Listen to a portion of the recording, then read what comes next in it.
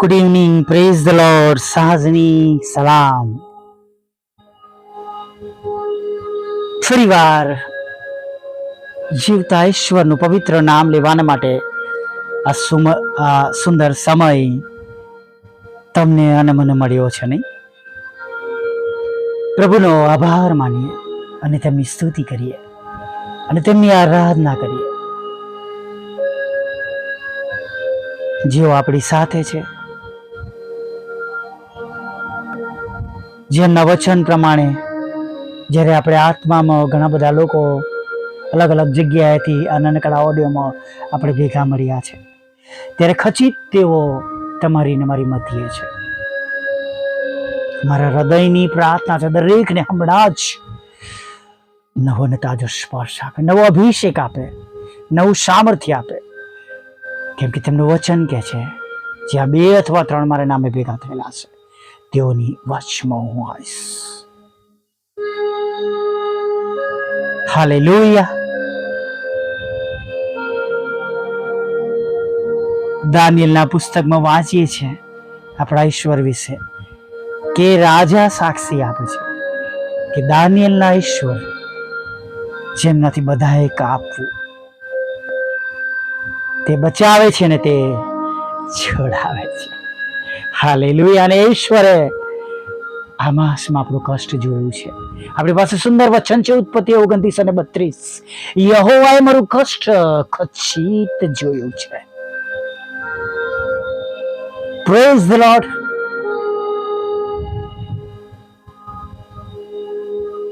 પ્રભુમાં આનંદ કરીએ બી નહીં. માસના શરૂઆતના મહિનાઓ છે, અઘરા લાગે, અઘરા દિવસો લાગે.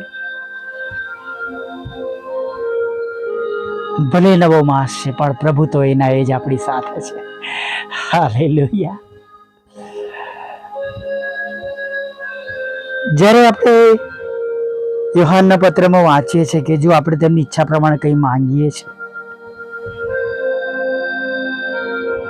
તો એ આપણને આપે છે નહીં? તેમની ઈચ્છા પ્રમાણે. ઘણી વાર કન્ફ્યુઝન થાય આપણને નહીં? પરસુ વાર્તાની અંદર પ્રભુ ઈસુ પાસે એક કોળીઓ આવે છે નહીં, રક્તપિત્ત વાળો, જે શરીર જેનું ખરાબ, જેની અંદર કુષ્ઠ રોગ કહેવાય એવો રોગ હતો.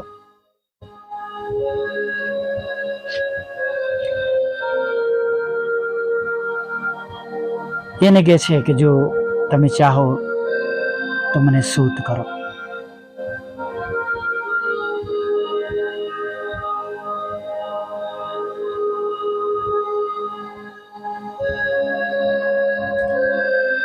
અને પ્રભુ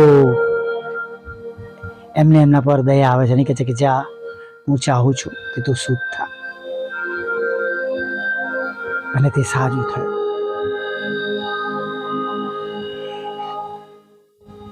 હવે આત્મિક રીતે જોઈએ, બિબ્લિકલ, ઘણી બધી વાર જ્યાં આભાર માનવાનો હોય તે આપણે માંગતા રહીએ છીએ, અને જે શોધવાનું હોય એની જગ્યાએ જે હંમેશા આપણને મળી ગયું છે એ શોધવાની જગ્યાએ આપણે બીજું શોધીએ છીએ. જેમની પાસે જવાનું છે, દરવાજો ખટખટાવવાનો છે, એની જગ્યાએ આપણે એવા દરવાજા ખટખટાવે છે આપણે માટે જાણે કદી ઉઘાડવાના નથી.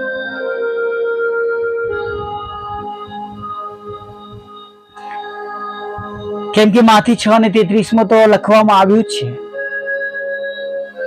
પણ તમે પહેલા તેના રાજ્યને તથા તેમના ન્યાયપણાને શોધો. શું શોધવાનું છે?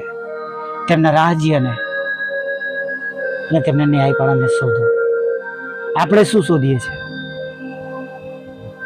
જગતના વાના, પર્સનલ સુખ, પર્સનલ જીવનમાં જે સગવડો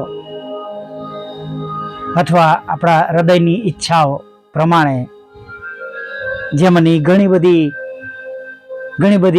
કરતા મેક્સિમમ કહીએ તો એ જગતની ઈચ્છાઓ છે.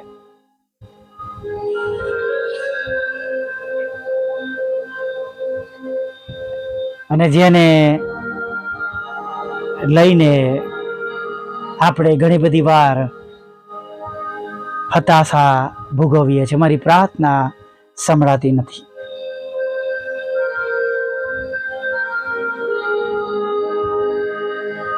શિષ્યને પ્રભુ ઈસુ એક સરસ નાની પ્રાર્થના શીખવાડે નહીં, અવકાશમાં અમારા બાપ આપણે છેલ્લે બોલીએ છીએ, એમાં બધું જ આવી જાય છે. અને પ્રભુનું વચન કે છે દાડાને સાડું, દાડાનો દુઃખ બસ છે. પણ આપણે તો એને રોજ ઉઠાઈને ફરીએ છીએ, રોજ કેરી કરીએ છીએ એ દુઃખને.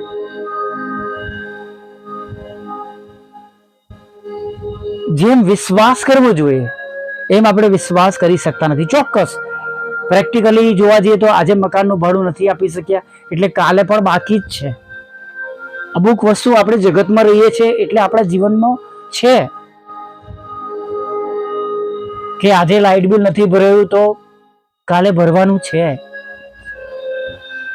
રાઈટ? આપણે જગતના પ્રમાણે વિચારીએ તો એ બધું એની જગ્યા પર છે. અને પ્રભુ જાણે છે એ બધી બાબતો, એમનાથી અજાણતો નથી જ.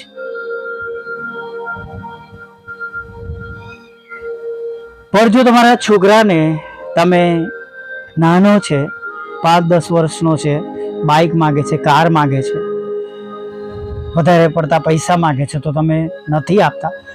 કોઈ જગ્યાએ અપવાદરૂપ હશે, પણ આપણે જાણીએ છીએ કે બેટા તું આ બાબતને માટે હજી નાનો છે, વાર છે.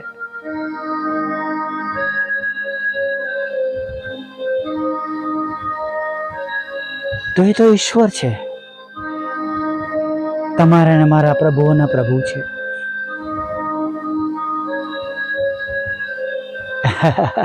Hallelujah, praise the lord. કેટલું વિશેષ સારું તે તમને ને મને આપશે.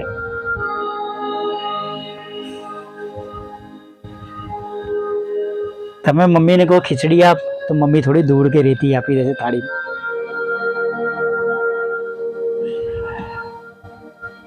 કે છે તમે તમારા બાળકોને સારું આપો છો જગતના માતા પિતા થઈને, તો તેઓ તો આપણા આકાશમાંના પિતા છે. અને પ્રભુ ઈસુ માટે આપણે વાંચીએ છીએ કે એક માની જેમ તેઓ આપણને પ્રેમ કરે છે, તેઓ સંભાળે છે. ત્રિએક પિતાને માટે આપણે જેટલું પણ કહીએ એટલું ઓછું છે. Trinity God. એક સુંદર ગીત છે નહીં, જैसे माता संभालती है वैसे यीशु संभालेगा, कभी भी ना छोड़ेगा. हालेलुया.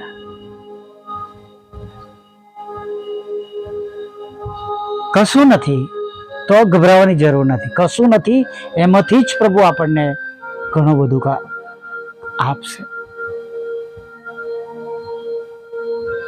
નળની નીચે ભરેલી ગ્લાસ લઈને જઈએ તો એમાં પાણી આવશે નહીં, પણ ખાલી ગ્લાસ લઈને જઈએ ભરાઈ જશે. Praise the lord. અમે પ્રાર્થના કરીએ છીએ, અમને બધું ખબર છે, અમે રોજ બાઇબલ વાંચીએ છીએ. એના કરતા પ્રભુ અમારું બાઇબલ વાંચવું, અમારી પ્રાર્થના કરવી, તમારું ભજન કરવું, તમારી સ્તુતિ આરાધના કરવી અમારા માટે આશીર્વાદિત કરો. અને જેઓ બીજા નથી કરતા તેઓને રૂડું મન આપો, તો એની પાછળ પણ બધા બહુ આશીર્વાદ જોડાયેલા છે. હાલેલુયા. આવો એક નાની પ્રાર્થના સાથે સાધના સમયમાં આગળ વધીએ. વાલા પ્રભુ, અમે તમારી સ્તુતિ કરીએ છીએ, તમારો આભાર માનીએ છીએ. સવારની પ્રથમ પહોરથી પ્રભુ તમે અમારી સાથે છો. આખો દિવસ તમે અમારી સાથે છો. Thank you lord, thank you lord, thank you lord. છેક સવારથી તમે અમારી સંભાળ લઈ રહ્યા છો અને ખોરાક, વસ્ત્ર, અન્ન, પાણી પૂરા પાડ્યા છે. અમે તંદુરસ્ત છે પ્રભુ. અમારા કુટુંબીજનો સાથે છે, અમારા વાલાઓ સાથે છે. અને જે તમે આશીર્વાદો આપ્યા છે એ સગળા આશીર્વાદોમાં આનંદ કરતા તમારી આગળ નમેલા છે. Thank you, thank you, thank you પ્રભુ.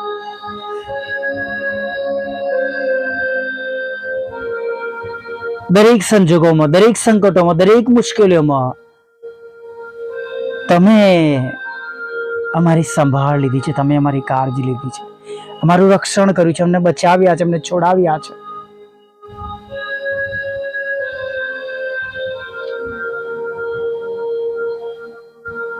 ઘણી બધી એવી દુષ્ટ યોજનાઓ જે અમારી વિરોધની છે, તમે એને તોડી છે પ્રભુ.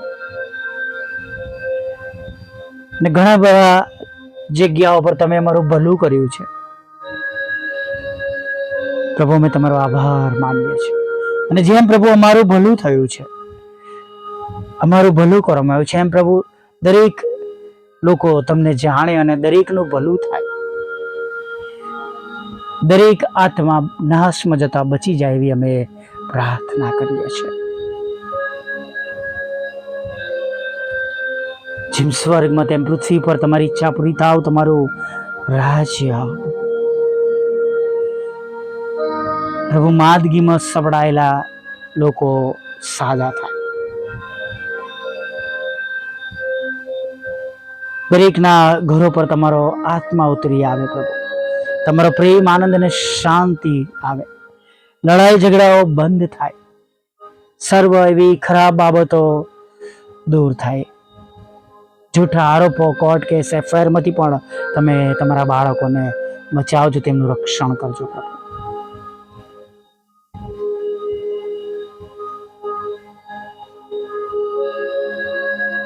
પ્રભુ દરેકના રોજગારને આશીર્વાદ આપો, નોકરી ધંધાને આશીર્વાદ આપો. જેમની નોકરી છૂટી ગઈ છે પ્રભુ, તમને ઓળખે છે, નથી ઓળખતા, પણ પ્રભુ જો આનાની સંગતમાં છે, સાંભળી રહ્યા છે, તમે એમને નવી જવાબ આપજો. અશક્ય રીતે તમે તેમની સહાય અને મદદ કરજો. આર્થિક રીતે ફરીથી બેઠા કરજો. તેમના બિઝનેસને પ્રભુ તમે આશીર્વાદિત કરજો. હા, લગ્નનો પણ આશીર્વાદ આપજો પ્રભુ. બાળક ધનનો આશીર્વાદ આપજો પ્રભુ. ખોવાઈ ગયેલા, ભૂલા પડેલા, ભટકેલા લોકો પ્રભુ, વ્યસનોમાં, વ્યભિચારમાં અને પ્રભુ તમારાથી દૂર જીવન જીવતા અને જે યોગ્ય નથી એવું જીવન જીવી રહ્યા છે પ્રભુ, એમને તમે પસ્તાવો હૃદય આપો. તેઓ પાછા ફરે, નાશમાં ના જાય. યોહાન 3:16 પ્રમાણે તેમનો બચાવ થાય, એના માટે અમે પ્રાર્થના કરીએ છીએ. પૃથ્વી પર દરેક લોકો પ્રાર્થના કરે પ્રભુ, તમને હાક મારે પ્રભુ, પવિત્ર શાસ્ત્ર વાંચે, આજ્ઞાઓ પાડે પ્રભુ, અને આજ્ઞાઓ પાડીને પ્રભુ શુદ્ધ અને પવિત્ર જીવન જીવે, વધારે પવિત્ર બને, વધારે ન્યાયી બને પ્રભુ, એવું અમે માંગીએ છીએ. દરેક વ્યક્તિઓ, દરેક ભાઈ બહેનો આત્માને સત્યતાથી તમારું ભજન કરનારા બની જાય એવું થવા દો પ્રભુ. જેમને વિદેશ જવું છે તેમના રસ્તા ખુલ્લા કરો પ્રભુ. પાસપોર્ટ વિઝાના પ્રશ્નો દૂર કરો પ્રભુ.